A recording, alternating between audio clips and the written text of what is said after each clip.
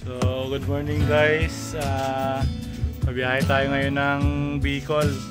So ito, kargado na yung motor natin. So ito yung dala natin ngayon. May 27, mag-alas 11 na ng hapon, ay ng tanghali. Ito, mabiyahe tayo. Yan, kompleto na, may kapote na tayo. Bag na, helmet, tapos mga bagahe. Yan, loaded. Yan, kargado. Kargado talaga.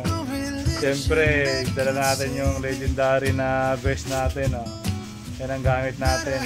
Kaway-kaway dyan sa mga kasalubong natin sa Bicol, Quezon. Shoutout sa inyo. Ay guys, ingat, ride safe sa atin sana. Take off na tayo maya ng konti.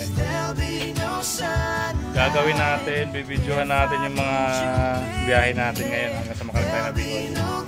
Pero dahan-dahan lang tayo para safe, di baling mabagal. At mga takbong 30 lang, ayos na to.